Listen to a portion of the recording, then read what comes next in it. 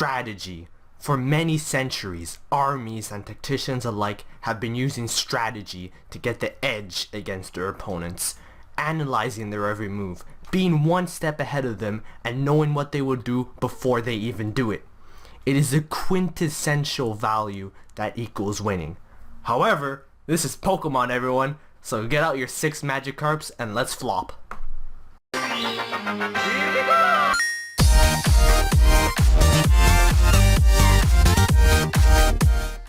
Battle strategy is what defines a player. The best Pokemon players in the world tend to have the best battle strategy. Or if you're me, you just miss every 90% accurate move. Being able to understand and perfect this type of strategy will turn you from Bob, who sucks at battling and can barely beat his 6-year-old brother, to Jack, who brags about his 2000 elo to his friends who don't care. In order to get better at battling, you first need to understand how to micromanage. Micromanaging in Pokemon is mostly about the memorization of types / movesets and how to use this to your advantage. A good thing to do before starting to battle is to look at Smogon for the most common Pokemon in the tier you want to be playing in. Keep note of the Pokemon's type and what moves it can use. It will be important for you when you actually start to battle. Never be afraid to search out the Pokemon again to jog your memory. Otherwise, you may be surprised when it uses a certain move or is another type altogether. Types will be much easier to remember, unless, Nintendo make more weird Pokemon like Ice Cream or Keys. Damn, remembering all these types and movesets seems daunting, but it really isn't. Over time, it will begin to be second nature to you.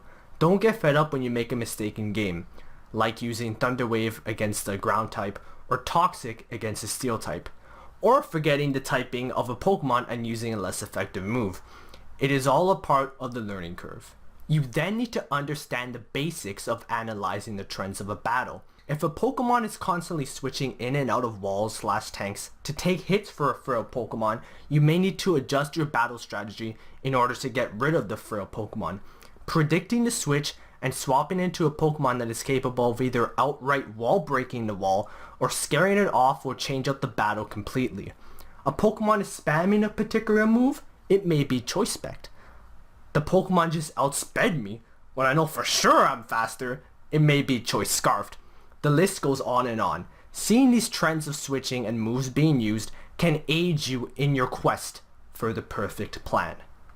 The most common mistake I see when people play competitive Pokemon is to blame the losses on their team, when in fact it was a type of battle strategy they used. Were they too aggressive trying to kill this certain Pokemon? Did they not do enough to stop all those entry hazards, or were they too greedy with their own? These are all questions that relate to battle strategy, not team building issues. Separate the two. Although if you use scrappy Pokemon, expect to lose a lot more than you win. Use proper Pokemon if you plan to win constantly. Sometimes you will honestly see the stupidest shit out there. This is the most tilting aspect of Pokemon. When Chansey has Calm Mind and starts to boost. When Ninjask or Combustion starts to spam Protect / Substitute to get speed boosts. Your battle strategy gets thrown out the window. Now it's time to adapt. And this is the hardest part for most new players. It's time for salvage mode, putting your anti-sweepers and wallers to use. Hopefully it ends with you coming back to win after Weedle with 4-time attack wrecks half your team. Yeah, I've seen the most tilting shit. Eventually you will have all these aspects memorized and rehearse it when you play.